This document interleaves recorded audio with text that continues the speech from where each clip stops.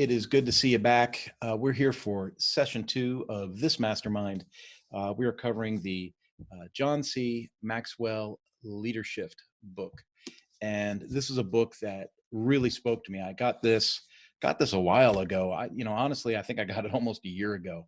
And then I'd been halfway through the book and there was other things that I was reading and working on. And then this coronavirus broke out, and it has occurred to me personally that we suffer what seems to me like a severe leadership shortage as far as our culture is concerned here. And I thought, you know every small group, every small niche, every gaggle of people needs to have somebody that'll step up and take a leadership role, and guide and things like that. There's a John Maxwell quote that always sticks out to me, and it says, good leaders see more than others and see before others. And so that is one of the things that I strive for. I try to be someone that's, walking around cognizant, eyes open, and try to be alert to things. But as I read the book and I begin to understand some different leadership principles, a lot of it jumps off the page at me. And I know I've covered some of this in session 1, but if you're new to this mastermind call, I did want to cover that. I love the John Maxwell leadership series of books. I'm a John Maxwell certified speaker and trainer. My favorite books are like Leadership 360, the 21 Irrefutable Laws of Leadership that I love to speak about. And then, of course, there's this book here. There is Limitless. There is Intentional Living. And all of these properties, they come together, and they may seem like they're written on the same content or the same bend. And while that might be partially true, they're all very specific in their application. And there are multiple times where I'll read something a second or a third time and I'll go, whoa, okay, wow, that's different. And this coronavirus thing is one of those moments where I'm taking a second look at this book and I'm going, wow, I'm really glad that I'm taking the time and the energy to cover this. I got some pretty good feedback from session 1, and I wanted to make sure that, I didn't take too long to jump into, hey, there's Cassandra. She's saying hi to us on Zoom there. How are you, Cassandra? Katie, what's going on, girl?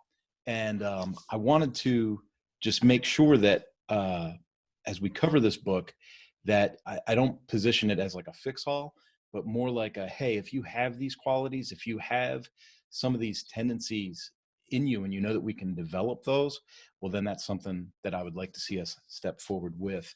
And so if you remember in the first session, we talked about, why every leader needs to leader shift. And why is the book called Leadershift? And let me just kind of recount that. We had spoken at the beginning of the week, we said management systems and processes tend to be linear. Hey, got people signing in. That's awesome. Management systems and processes tend to be linear. They assume that similar inputs will result in similar outputs. And I said that, I'd seen that when I'd worked corporately. A management team might say, okay, well, hey, if we got this much output with 3 people, if we have 4 people, we'll get 25 or 30% more output, right? If we have 4 people and we add somebody, we'll get 25% more output.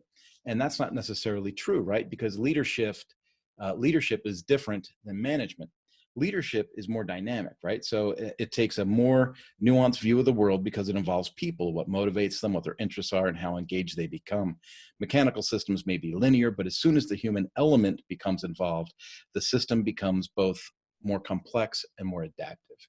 And so when I am working with a group of people, I think a lot about personality styles, personality traits, communication styles, work styles, things like that. And that's kind of what this book is getting around. So like if you may be DISC certified, or you might be thinking of that book, Wired That Way, things like that, that's kind of what that's getting into. But I thought that kind of recounting the earlier week session would be good. Do you guys remember what we said about the cheetah and how adaptable a cheetah would be? The reason that story stuck out to me was, before reading this, I would keep thinking of like a cheetah, right? Like running straight across the field, like I said last week. Cheetah just runs straight across the field and he just, boom, tackles his prey. That's it, right? That's how he wins, because he's fast. And it's not that he is super fast. I mean, that's a great trait. He is super fast, but it's his ability to slow down abruptly It's set up to 9 miles an hour in one single stride. So he can slow down abruptly and pivot and change. And that's how he's able to kind of forecast what the antelope is doing and kill the antelope. So that's one of the things I'm like, oh, holy crud, that makes a whole lot more sense, right? And so it talked about a long range plan, what would be considered a long range plan 5-10 years ago, right? That would be, let's say everybody would have a 5-year plan and a 10-year plan, right? You're growing your business and you have a business plan and you're like, okay, so what's our 3-year goal? What's our 5-year goal? What's our 10-year goal? And now what people used to consider being a, 5-year plan is really a 2 or 3-year plan, right? Things have sped up. The rate of change has happened at such a rapid pace that, we need to be ready to shift at any point. And this coronavirus outbreak is what really inspired me to launch this mastermind, open, free, and available to everybody. And that's because I saw this as an absolute Leadershift event. When companies started jumping online and jumping online, they were saying, hey, we're going to jump online. We're going to take everybody online. Everybody go home with your laptop. We'll just move everything online. They sent students home from school and they said, we're going to move everything online. And I'm sitting here as one of these people that helps companies get online. And I'm going, how's everybody going to do this overnight? Like, this usually takes, some kind of planning, a budgetary committee and all that kind of stuff. I'll be honest with you. It would take a company like Suzuki that I used to work for, it would take them 4 or 5 times as long to approve a project just with budgets and paperwork and nonsense than it would for me to actually do the job. And so knowing that that's how big corporations work, I'm looking at all of this news with the coronavirus and sending everybody home. I'm going, how are they going to get online? Like, what are their considerations? And so when I think about that paradigm shift in work habits, I'm like, holy crud. Now take this another step further. They send everybody home with a laptop. So now everybody's at home working, right? They sign in via VPN and they're, pulling reports and their CSV files and they're plunking along, drinking coffee, petting the dog. Everything's great. What's going to happen in a month or 45 days when the boss calls up and goes, hey, great news, Joe, the office is open. We need you to come on back. How many people are going to say, I'm not getting back on the highway. I'm not going to commute. I'm not going to do that. Nope. I work at home now. And this is the new normal. And I'm really interested to see how culture adjusts to life being back on. Let me see if I can unmute. Nope, she's got herself muted.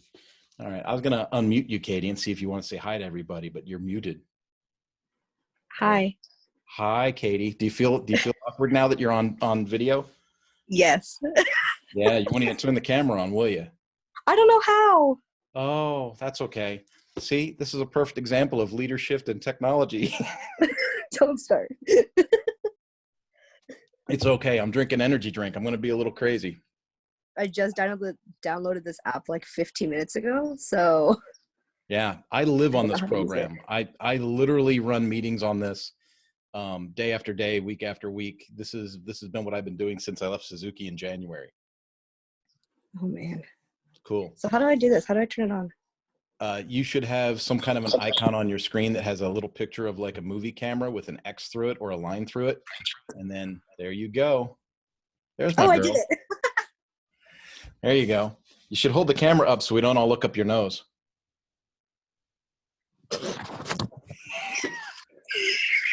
All right. So when we talk about getting back to the book, right? So when we're talking about the Leadershift, in last week, at the beginning of the week, we said good leaders adapt and they shift. And then we talked about a bunch of stories, and that's all available in the Manana no Mas Leadershift lesson.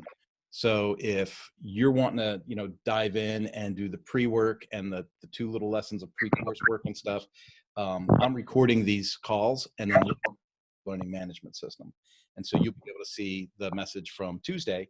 You'll be able to jump in there and go, oh, got it. And so I don't have to repeat the whole thing today. The one thing that I thought was really interesting was it said, why every leader needs the leadership. It was near the end. And it said, realize today's best will not meet tomorrow's challenges. And we are seeing that right now, like bar none. Like what you did a month ago is not good enough today. If you're going to try and keep a business alive, that is. So the challenge there was 4 things. It said, learn something new, try something different, find something better, or see something bigger.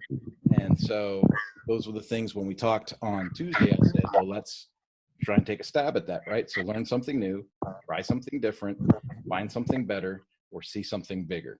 Like Katie right now is trying something new. She's on Zoom for the first time. I don't know, the rest of you that are looking at this on YouTube Live or on Facebook or looking at this in the lesson series, this was your challenge. So I challenge you now to answer the question, what did you try that was new or different or better or bigger? And then let's just jump into this session. This session is Soloist to Conductor. So Soloist to Conductor. And what's interesting is what John does in the book this time is he talks about a soloist being a musical expert. Talks about a soloist being somebody that can make music with their instrument whenever they want, however they want. They got it going on. Like they're awesome at their deal. But how does a soloist excel or succeed as in a leader position? So a soloist is compared to like the worker, right? And then the conductor is the leader. So can a really good soloist be an excellent leader? And that's a fantastic question. What kind of transformation or transition would someone have to make to go from soloist to conductor? And that's what chapter 2 here in the book is talking about a little bit. And the inspiration for that comes right at the front with a quote. It says, "One is too small a number to achieve greatness." Right? And so, and I think about this a lot. Like there's a lot of things that I've taught myself to do over the last decade or two. There's a bunch of things. Like I can fix Ducati motorcycles. I can race a motorcycle. I can bicycle my wheels off. I can, there's all these things. But if I want to achieve like greatness or create a legacy, it's going to take more than what I do myself. It's going to take more than me to make something that's impactful. So I need to grow a team of people to accomplish that, right? It's like the law of multiplication, if you were to read that in the 21 Irrefutable Laws of Leadership.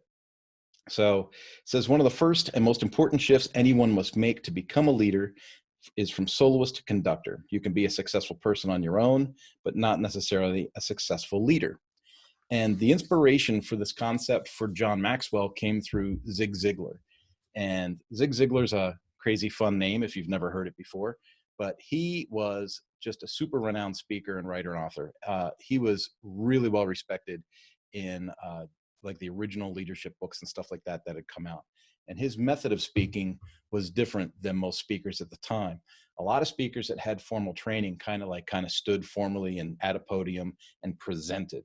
And Zig Ziglar had a way of just kind of moving around the stage and talking to people and just kind of hanging.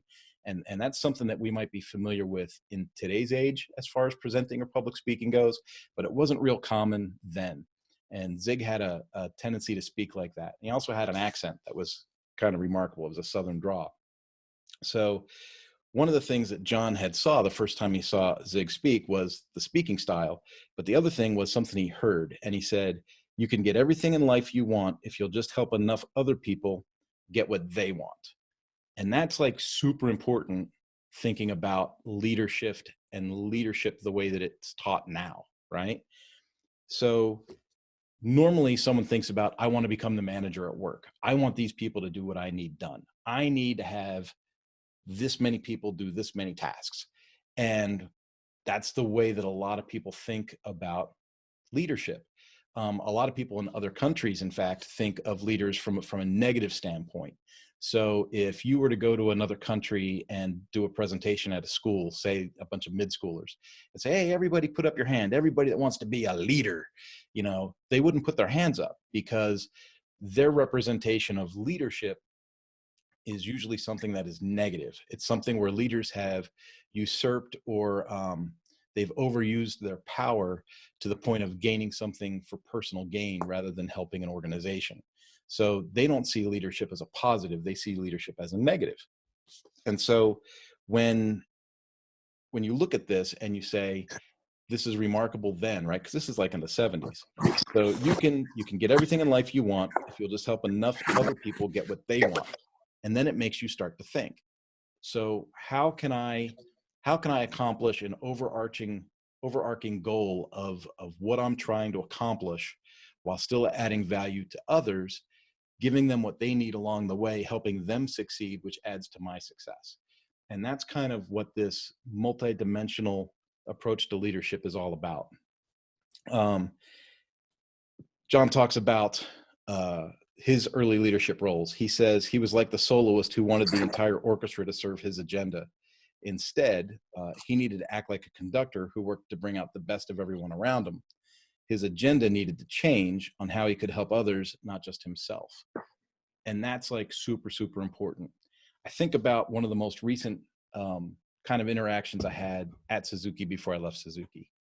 I had a gentleman that worked for me, and I'll be honest, when I started there, we didn't really hit it off all that well. We just did not hit it off. And I kept thinking, how can I get this guy to produce? How can I get this to happen? It just wasn't, things weren't gelling. I knew it wasn't gelling. And I was trying different leadership techniques and trying different management techniques.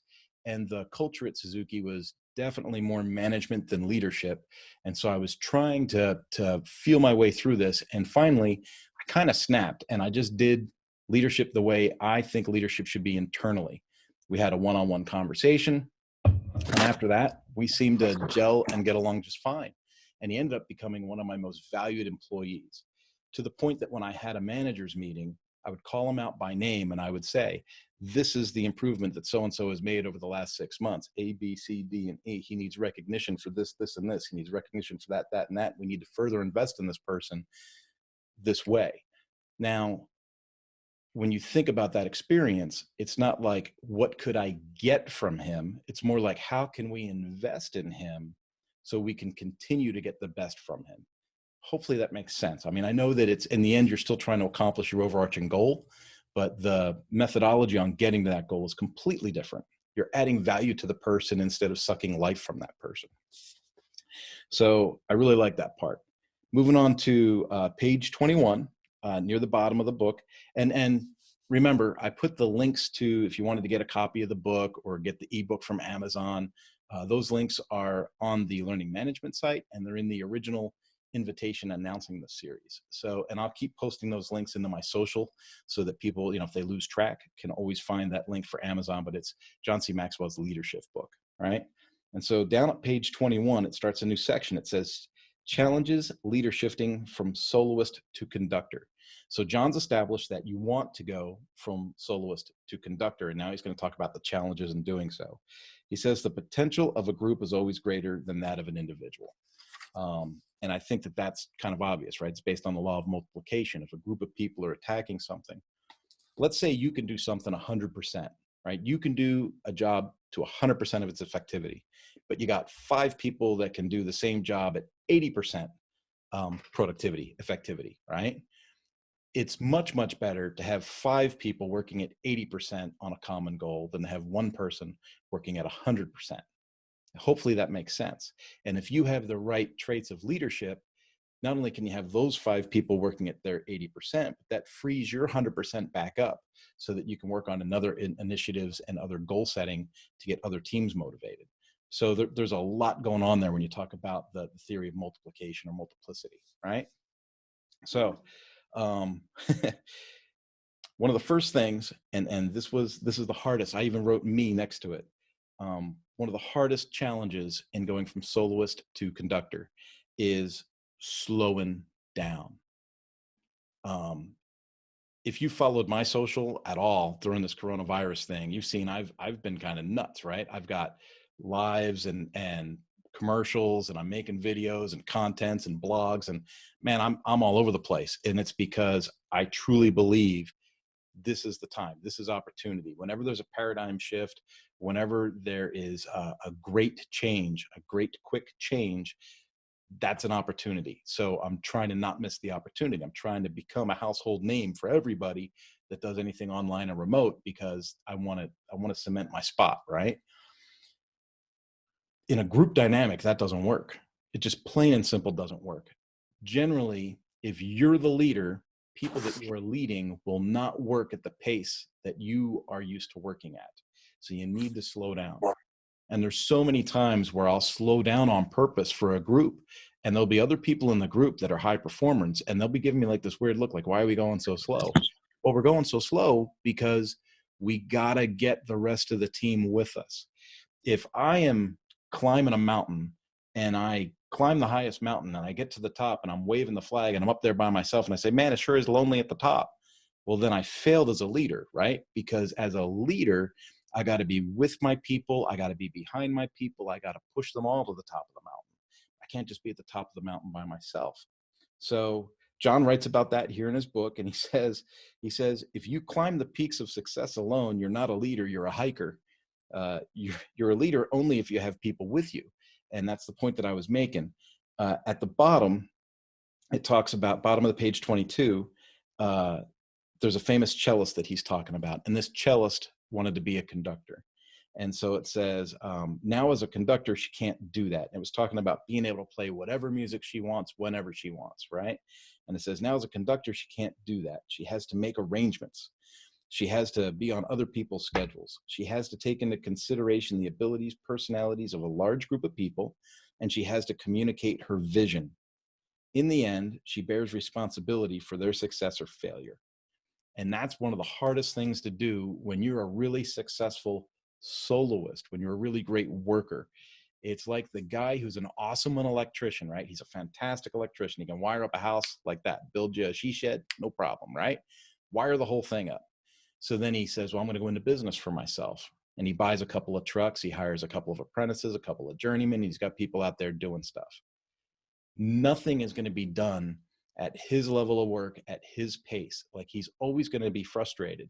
And one of the hardest things for him to do is to pull back the reins a little bit, slow things down and go, okay, I got to adapt and I have to get used to their pace, and then work with them and mentor them and get alongside of them and get behind them and nurture them and get them to eventually be at his pace and his quality of work.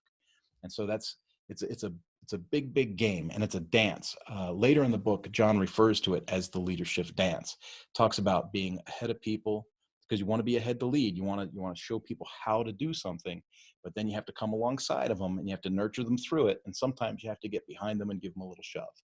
And once you get them moving, you got to jump back up front again, and then you got to go back and forth, kind of play the game. He calls it step ahead, step beside, and step behind, right? The dance. That blows us over to page 24, and it says, recognizing that you need others. I'll ask Katie, because she's on the live video. Are you following along okay? Trying, yes. Multitasking. All right. It says, another reality you must recognize when transitioning from soloist to conductor is your need for other people. Now, I think I've already hit on this, and I think I've already kind of beat it up a little bit. But if you get to the top of the mountain and no one's with you, you're not leading, you're hiking, right? We already talked about that. Mm-hmm. But what's interesting is leaders have a tendency, when they're management style leaders, they have a tendency to think that people need them, right? They have this idea that the staff needs them. They need me to lead them. They need me to show them what to do. And to a certain extent, there's a little truth in that. But the greater point is the leader needs them, right? And so it says, down here it says, before I heard Zig Ziglar speak and realized I needed to make a leader shift, I only thought of how people needed me. I believed I was the key to their success. See, that's kind of important, right? So John, when he was a young leader, when he was more of a manager than a leader, he made the assumption that he was the key to someone else's success. It was only through his knowledge and his expertise that people underneath him could find success, right? But after I started focusing on helping others, I began to understand how much I needed them. Only by working together and helping one another would we be able to become successful. And I think that that's one of the keys. When that leadership happens, you begin to think in terms of inclusion. You begin to think in terms of, well, for instance, like I volunteered a bunch of different churches and stuff like that. And if you allow yourself to volunteer at a church and then look around at people that are paid staff, if you allow that to happen to yourself, you'll see someone doing the same job you're doing at a church. They might be getting a paycheck and you're not getting a paycheck, or you might be doing more work than they're doing. And they seem like they're kind of half messing off half the day, right? And if you allow yourself to get into that scarcity mindset, right, and forget the main purpose of why you're doing what you're doing, It can be something that becomes an erosive quality, right? But you want to have something that's a quality of contribution.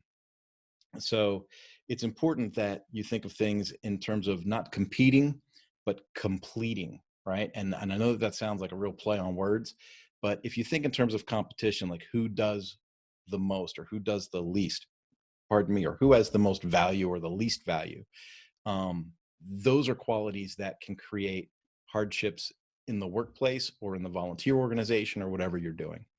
But if you go at it from a perspective of, everyone needs the leader needs everyone, right? And you think in terms of completing a group rather than competing within the group, things get a lot clearer, right?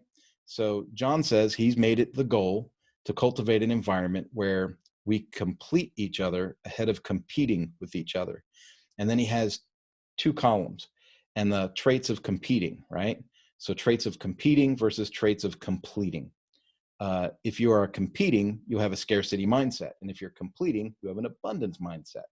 If you're competing, you think in lose and win, right? You think in terms of win and loss. If you're completing, you think in terms of win-win. If I were to go back to the story I talked about where I had that person at Suzuki that I had overseen, managed, or led, however you want to phrase that, and things weren't going so great, and then things suddenly did go great. I think if I were to be real with you and break that down, my perception of our tasks had completely changed, because there was a point in our professional relationship where we didn't have an interpersonal relationship. And leadership is a lot like sales. It's relationships based, right? And I didn't have enough of an established relationship with this individual to get performance from him. But then after we had our conversation and our kind of interactions had changed a little bit, I realized it's not that I need to tell him what to do. I need to jump into this task with him, help him accomplish things, guide him in the way that I think it needs to be done. And once I lay some infrastructure around the project with his buy-in and with his contribution to the project will come out much, much better. And in the end, we ended up with a stellar project, a stellar property that he could share as a trainer with the rest of the people in the country that he was teaching. But it was an absolute paradigm shift in the way that me and that one individual had dealt with each other. And it had a lot to do with this kind of situation, right? Instead of being in a competition mindset of, I don't even know why he's the boss anyway. I think that guy's an idiot. Or that guy doesn't perform worth the jack. I don't know why we keep him on the team, right? Those types of negative comments, whether they go upstream or downstream, have a negative effect and create a scarcity mindset. Whereas if I say, hey, you know what? He's a great trainer. He's well-spoken. He knows the product. Let's just build the best project we can with what we've got. That changes things. It might be saying the same thing, but the way it's said and the way that it's implemented is completely different. So it says, after a completing culture creates wins for everyone, it lifts morale, it encourages team members to make one another better, and people enjoy working in such an environment. Now, if the environment changes from, I don't know why that guy's the boss, I think he's an idiot, and I don't know why I keep that guy employed, I wish I could fire him. If you can get rid of that, and then you have everybody working on the same team trying to get ahead to make something better, and the morale improves and people actually like working there, how much more productivity do you think you get out of the team when people are happy to do the work that they're doing, right? And then that triples everything. And Katie's smiling, so she knows. I know. She knows. Next in the book, we're skipping to page 25. It says, making the effort to understand others. And remember, he was talking about a soloist, like a solo celloist. Is it cellist, like a soloist cellist becoming a conductor, right? So when he says, make the effort to understand others, and then he tries to relay, music to entrepreneurship. So he says, many entrepreneurs and high achievers are able to work alone. Like good soloist musicians who choose to play in the subway, they can create music without the assistance of any other musicians. It's also true that some soloists are so talented that others are willing to work with them, even if the soloist is egotistical or inconsiderate. And that's like any of these Hollywood movies we watch where there's some star that's like going to be in the show or in the movie that's just a pain in the butt to be around, but everyone deals with it on the set, right? It says, no one can become a good conductor without making the effort to understand other people. When people lead without taking the time or making the effort to understand those who are trying to follow them, the results can be tragic or comic. And if I'm real with you, if I'm going to be honest with you, I would say that was probably my issue at Suzuki with that one individual. As I had said earlier, maybe I didn't have the right relationship to have that leadership role with that particular individual at that time, right? And so how do you guide that? How do you know that? Well, that comes under the law of intuition, right? It's one of the 21 irrefutable laws of leadership. You have to rely on your law of intuition to be able to know when, or, your law of timing takes over, like when can you execute? And unfortunately for me, I felt secure in my leadership abilities, and I felt secure in the project we had to get done for the company, but I probably didn't do the best of work relaying my thought about our relationship and my security and my confidence with my employee at the time. And so it led to a little bit of a heartache trying to get some stuff done. Later in that same little section there, he tells a story about his grandkids, and he talks about letting them take turns leading. And again, it's a music related thing. He's on a trip and he's got his grandkids and they're all hanging out down at a property, and he says, let's play band. And so he says, here's a whistle and here's a baton and here's a kazoo and a tambourine and a whatever, right? So he's got 4 or 5 kids lined up and he gets them all in a line. And so he says, I'll show you how it works. So he becomes the band leader and he takes the baton, he rolls it forward, he blows the whistle, everybody starts playing music, and he starts walking them around the yard, right? So you can imagine how silly this looks, right? This old man walking around with a bunch of little kids playing kazoos and tambourines. I guess that's what rich white people do, just doing this thing. And then he says, I'm going to give everybody a chance to lead. So he gives everybody a chance to have the baton and the whistle. So everyone's doing it and everyone's leading, and there goes my camera again. And finally gets to the little kid, and I forget what the little kid's name is. We should give him a name, shouldn't we? John Porter.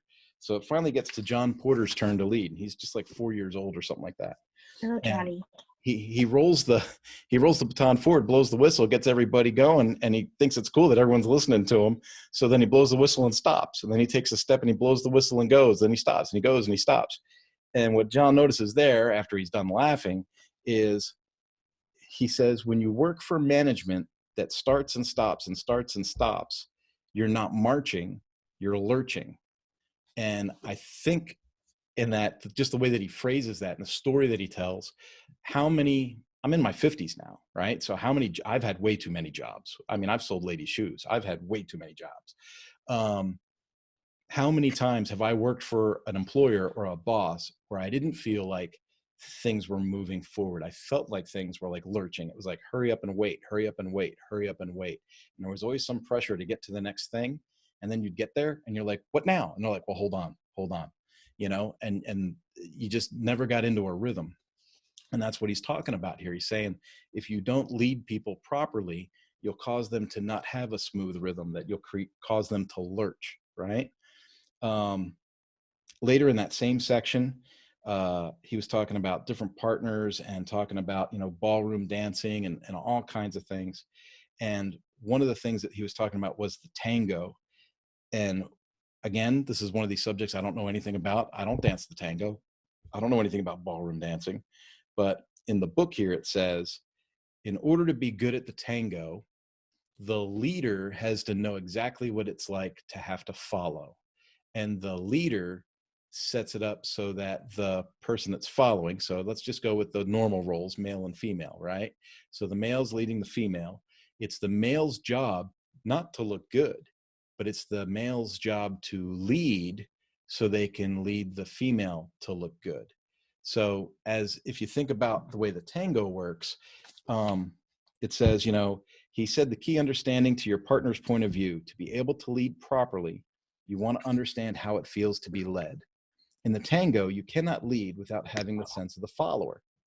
The follower has to be able to trust the leader, and she must be able to move with him in time with the music. Only together can they accomplish the dance. The cooperation understanding also applies equally to good leadership. So what he's saying there is, if someone's going to be really, really good at the tango, the person leading has to fully understand what it's like to be the follower, And then they have to be a good foundation, and they have to be stable to allow the other person to have the flair, right? And so talks about working together to get to the same goal. And in the end, when they accomplish the task, they both look good, right? So by working together, they get a fantastic result for the both of them. Neither one of them is the star, right? Even though one's a leader and one's a follower. That takes us to point number 4. So let me recover this a little bit, because I think I got a little weird on you. We're talking about going from soloist to conductor, and then challenges to becoming a conductor. Challenges, going slow to go further, right? So that was the first thing. Sometimes if you're a leader, you go too fast and you got to slow things down. The second thing was recognizing that you need others. You can't do it on yourself, right? Helping other people get what they want will help you get what you want. 3, you have to make the effort to understand others. And that's when I was talking about relationship, right? I want to make sure that I have the right relationship and use intuition before I leverage my leadership, right? 4 is wanting others to shine more than you do. And I think if I was going to talk about levels of leadership, and I don't want to put words in John's mouth because he didn't write it this way, but if I was going to talk about levels of leadership, this to me is one of the highest levels of leadership that you can attain. For me, I've noticed, and then this is personal, right? This is just me talking. I've noticed I have an overbearing sense of pride when my team does something awesome, and I really don't feel like I have anything to do with it other than the fact that it's my team. Like, I love the fact, like, I'd say Suzuki again. That was my last corporate job. So I was at Suzuki, and we launched an e-learning, 2 weeks ahead of schedule, and the graphics are great, and the voiceover is awesome, and the script is good, and, it was timely, and the material was appropriate. And then other people see it and they go, wow, man, that's probably the best, that's the best e-module the company's ever put out, right? It's not like, oh, aren't I amazing? Look what I did. No, it's the team. It was the talent of everybody. I've got a subject matter expert that drew the material for the product. I've got someone else that wrote the script. I have someone else that read the script. I have someone else that edits video, and I might oversee the project, but I was super, super proud of my team and for the output that team had. And I didn't hesitate to say to others and the other managers within the corporation, oh, no, that was because so-and-so really rose to the occasion. And that's because you want your team to look awesome. Now, I don't want to call him out by name, but we can go back a couple of jobs. And I'll tell you that I had a manager who really believed the only way he could make himself look good to his superiors was by making everyone on his team look like an idiot. He was one of those people that thought, and he believed this. I mean, he would articulate this. He would say this, right? He knew that if he were to make the rest of his team look bad, like the team couldn't survive without him. Like, the team is so full of idiots. If it wasn't for his leadership, the whole thing would fall apart, which I will tell you is grotesquely the opposite of reality. But in this particular situation, he would form reports, and he would come out with documents and all kinds of stuff that would try to elevate himself by making his team look substandard. And that is the exact opposite of leadership. That is, gosh, if his team was full of females, they would call that toxic masculinity, right? I don't know what you call it when it's a bunch of guys on a team.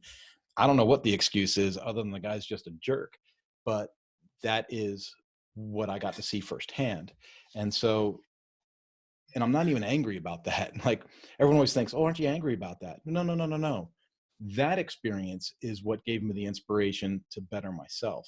So even when something bad happens, it's nothing to be upset or pissed off about. It's something to learn from and move on to the next biggest, baddest thing, right? So we did that. So you want others to shine more than you do. John's got a bunch of great text in there. He's got kind of a poem thing in here. I don't consider myself a poet, but it says, before I say, follow me, I find you. Before I ask you to listen to me, I listen to you. When I show you the big picture, you are in it. When I point to success, I point to you. Often you hear me say, I need you. Often you discover, he needed me. After the journey, we're both exhausted. after the victory, you hold the trophy. And I think about like some of the really cool sport teams, like when someone wins a national championship and you see the big game on TV, it'll be like the team captain holding the trophy up and then he passes it off to his teammates. It's kind of that same mentality, right? Moving further, and I'm watching the time, so don't worry, I'm not gonna usurp your whole afternoon here. It says good leaders do what they can to put others in a position to win. And at the bottom of that section, so this is page 28. This is near the end of section 4 there. He has some bullet points, and it says, see the possibilities in all people. As a leader, I can tell you firsthand that is very difficult sometimes. So see the possibilities in all people. That's the first bullet. The second bullet says, honor them in front of others. That can also be a pretty hard one to swallow, especially if you're having a hard time with the first bullet. Invite them to help achieve the vision. So this is what, like in the 21 Irrefutable Laws of Leadership, they would call it the law of the buy-in, right? You want to make sure that your team buys into what the vision is in the first place. If no one is sold out to the deal, then no one cares, then there's nothing to chase after, right? You got to be clear about the goals. The fourth bullet, notice that they do well and compliment them. And again, if the first bullet is hard, that fourth bullet's really hard, right? Because you're supposed to see the possibilities in all people. That was the first bullet. And then this last bullet is thank them and make sure they know they're valued. And, adding value to people has been probably the biggest driver I've had since, honestly, 2011, 2012. Almost every relationship, every conversation, every, vendor relationship I might have, it's not so much just an exchange or a transaction, but it's about building that relationship. And it's that relationship that leads to future successes. So I hope that makes sense. Like when I teach service writers and service managers in the power sports industry, how to really grow their service departments, I tell them, don't focus on the transactions. Don't focus on charging $60 for that oil change. Like that oil change is the least important thing. The most important thing is the relationship with that customer, because that customer is going to spend thousands of dollars, over 5 years of motorcycle ownership, not just that oil change. And so it's really about focusing on relationship. And if you focus on relationship, the rest will follow naturally anyway. But if you focus on transactions, that's hollow. And when you chase after something that's hollow, it makes it really hard when you get down to invite them to help achieve the vision. If you're focused on transactions and not relationships, it's hard to call it a vision because it's just a transaction. So section 5 is helping others to become better every day. And this really is just taking the focus off of yourself and looking for ways to help others to reach their potential. I don't know what that means for you. If you're in a volunteer organization and you're watching kids, maybe you give them access to some online training about, the dynamics of working with children. If you're working with machinery, maybe, if you're working with something that's like a 4-stroke engine of some kind, make sure they understand 4-stroke theory and how to measure valve adjustments and things like that. There's all kinds of ways that we can add value to people or invest in people. And sometimes it can be as simple as just taking them out to lunch sometime, and spending some time with them and getting their feedback. But you always want to make sure that you're helping others to become better every day. And see, I just saved you a whole page of reading right there. That was page 29. When I get to halfway down page 30, there are 3 questions that John likes to ask people when he's training them about leadership. And this is kind of important because remember what I said, John travels the world, and sometimes he'll talk to a group. He'll say, who wants to be a leader? And then nobody puts up their hand, right? And it's, so he has the full gamut, global training, right? So when he's training somebody, he'll say, how many of you have been hurt by leaders? And hands will get raised. He'll say, everything rises and falls on leadership. And he'll say, if you have experienced leadership that's fallen short before, tonight I'm going to show you how to help people, how to add value to people, and how to help them rise under your leadership. right? And then that's a whole different perspective. This is something a lot of folks have never heard. And honestly, if we talk to some baby boomers in the corporate world, they might not have heard stuff in this way, right? So then he gives them 3 questions, and he asks the followers to ask the leaders, right? So if you are somebody that works under another leader and you're kind of evaluating the leader above you, you would say, do you care for me? Can I trust you? And can you help me? And if you're currently working for a leader and they can't answer affirmatively to those 3 questions, then maybe it's time for you to look for a different leader to work under, right? And that's one of those things where I don't hesitate at all to tell people make a lifestyle change or a career change, because I'll bounce whenever, right? So do you care for me? Can I trust you? And can you help me?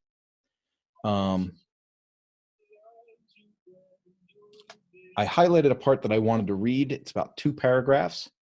It says, before the course was taught to a group of teenagers, the participants were asked to complete a survey. One question was asked, do you want to become a leader?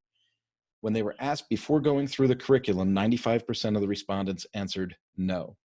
Their opinion of leadership and leaders was negative because most of them had observed corrupt and manipulative leaders taking from others rather than adding to them. Their leaders didn't care about them, so they didn't care to become leaders. However, after taking the course, their attitudes about leadership had shifted. So when we say taking the course, we're talking about discussing ideas like what we're discussing here today, right? When asked the same question, 85% of them responded with a yes. Why? They have been taught that leadership was about helping people, adding value to them, and using influence to improve their community. And that's something they wanted to be a part of. So when we do this type of training or these types of masterminds, those are the types of things that I always concentrate on. So as we do more of these John Maxwell properties, those are things like, do you care for me? Can I trust you? Can you help me? If you're not interested in becoming a leader, why aren't you interested in becoming a leader? Why wouldn't you want to leverage your skill set and add value to others? And then we can discuss it and then see if maybe you would like to become a leader, right? And then we can go over more stuff. When you decide that you're going to become a conductor instead of a soloist, it says the next thing to do is to just focus on adding value daily to people. It says every day, look at your calendar and ask yourself, where can you add value? What additional opportunities to help others will be given to you today? So not just Katie, because she's on the live video, but people that are on YouTube, people that are on Facebook, people that are watching this in the MasterMind lesson load on the Academy. You know, when you're thinking about getting a new car and you say, oh man, that red Camaro looks awesome. I think, you know what? I think I might want to get a red Camaro. And then you think to yourself, I'm thinking about getting a red Camaro. How many red Camaros will you see for the next week while you're driving back and forth to school or to work?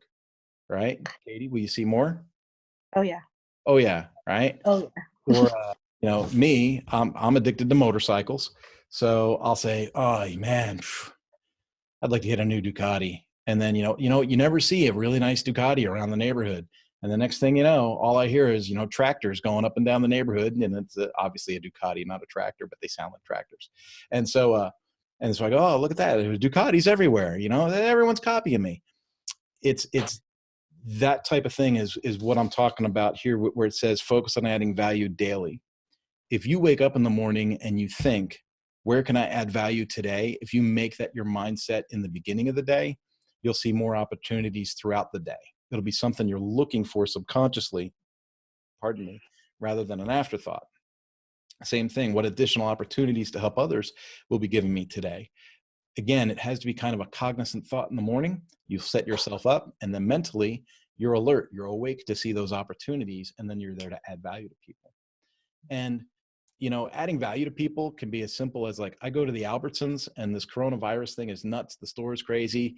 People are being crappy to the checkout people. The checkout people have been there through the whole nonsense. Everyone else is at home, doing Netflix and chill and complaining because there's no toilet paper.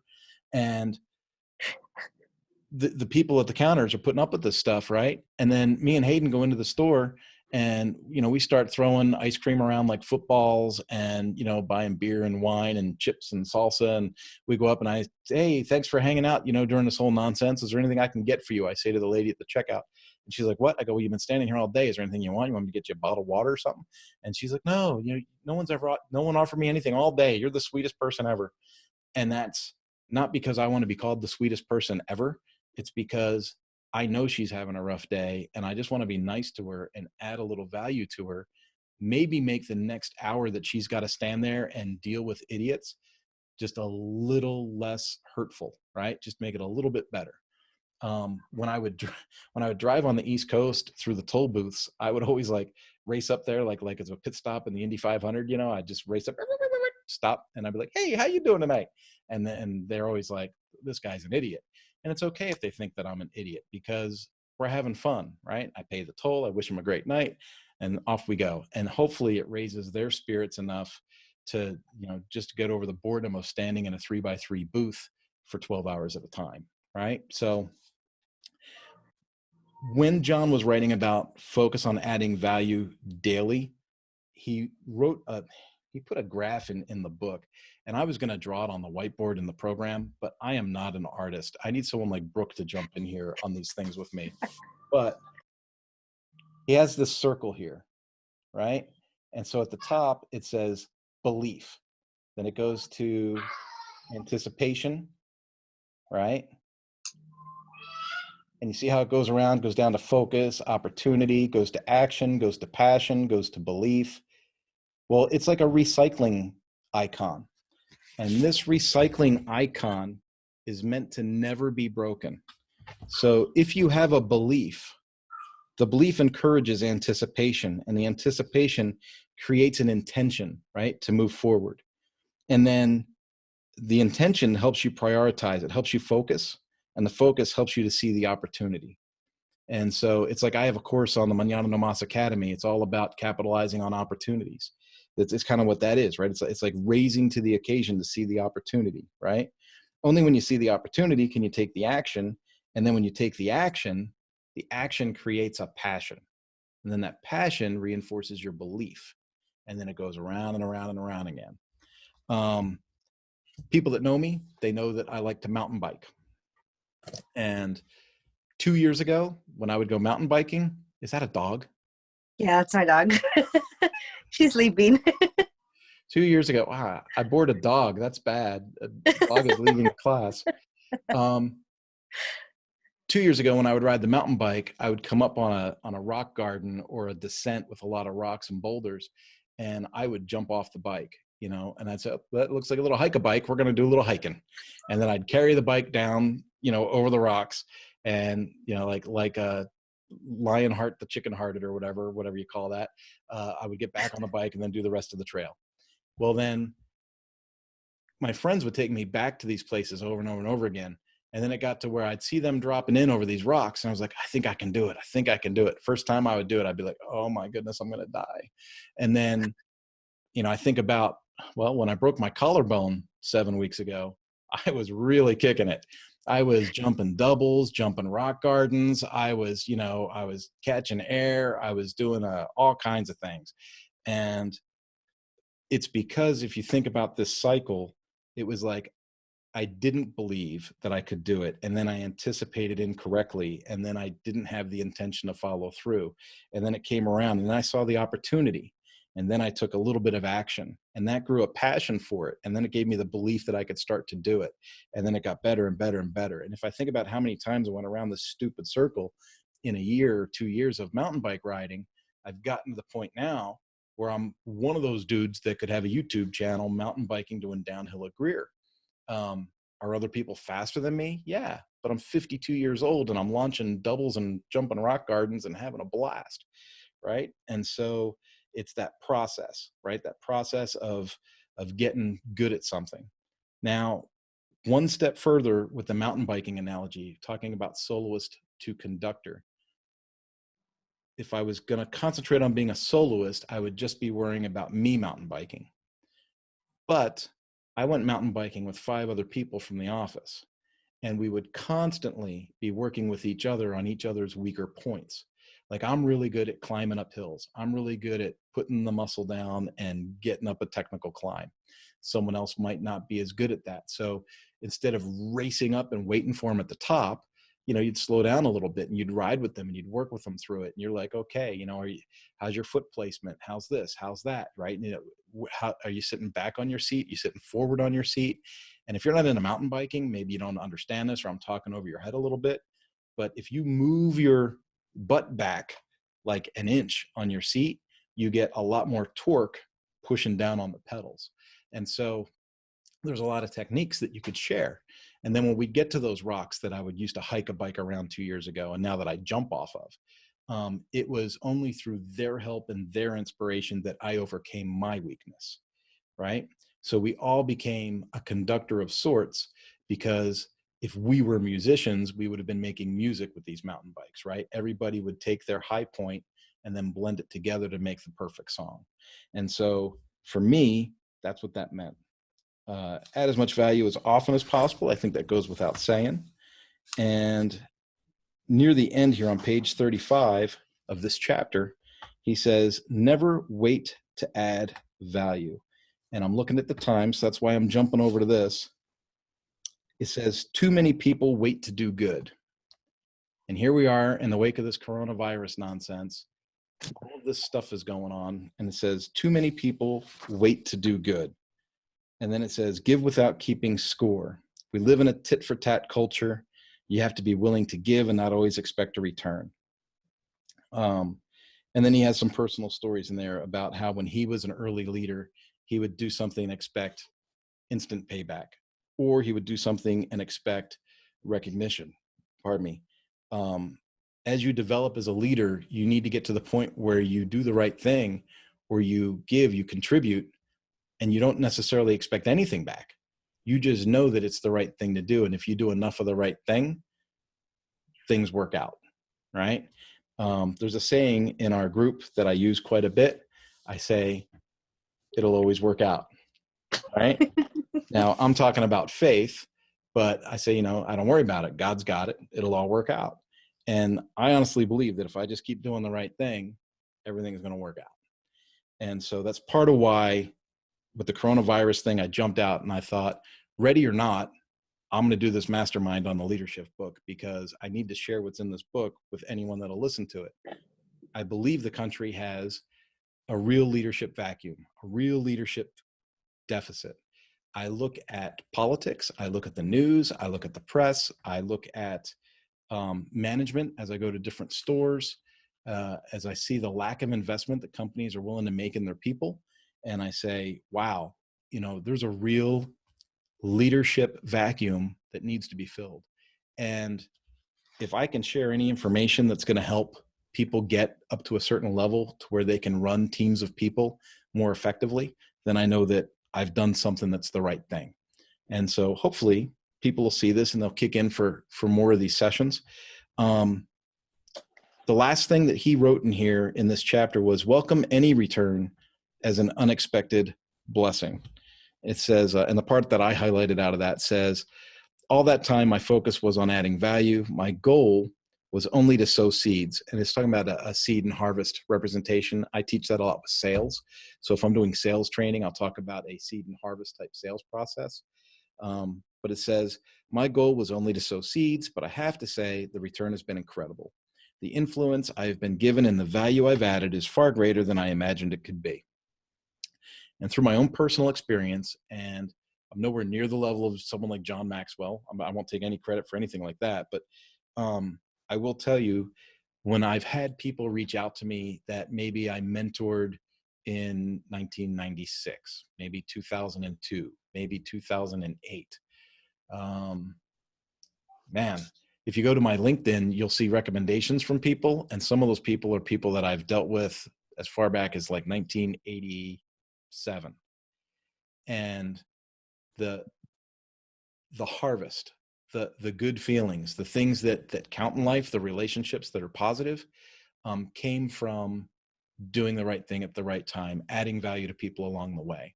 And so if I can encourage you to do that, I'm going to do that every single time. The last page that he wrote here was another one of these poem things. This one's by Matthew Kelly. And remember that this was about being a soloist to a conductor. And then he tried to talk about farming with the seed and harvest. And a lot of things were blended here. So he put this thing in here from Matthew Kelly. And Matthew Kelly writes, in a land where there are no musicians, in a land where there are no storytellers, teachers, and poets, in a land where there are no men and women of vision and leadership, in a land where there are no legends, saints, and champions, in a land where there are no dreamers, the people will most certainly perish. But you and I were the music makers. We were the storytellers, teachers, and poets. We are the men and the women with vision and hope. We are the legends, the saints, and the champions, and we are the dreamers of the dreams. And that's that. It says, I would add that we are the conductors who help others make beautiful music together. That closes out the second chapter of Leadershift. I hope that you guys see value in this, and I hope that you are signed up in the Academy on Mañana No Más so that you can kind of review this stuff as a resource. The Leadershift book to me is just, it's a remarkable work because it's not just talking about the theories of leadership. It's not just talking about do this to be a good leader.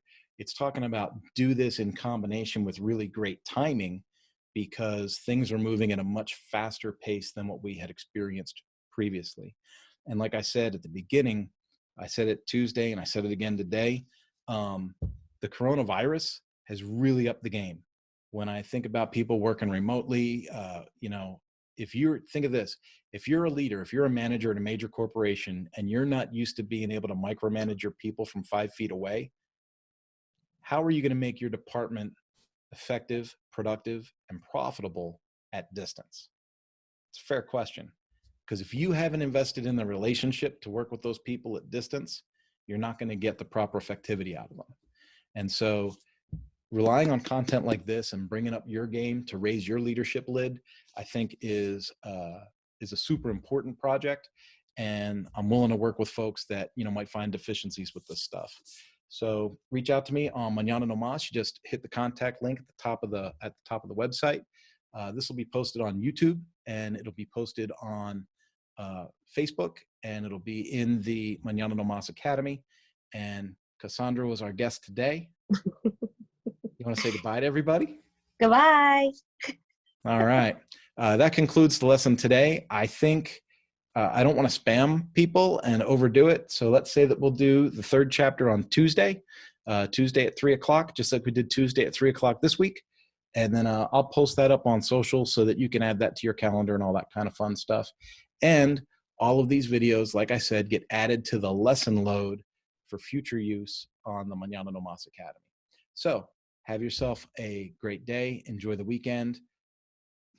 Cassandra, I will see you on Zoom at least by Tuesday, right? Okay. We're gonna do Resonate on Zoom next week. Oh, cool. Okay. Yeah, I put that on the Facebook page. Okay, cool. If you talk to folks, say hi for me and wash your hands. Always. Wash your hands and have a blessed weekend. Talk to you later. All right, bye. Bye.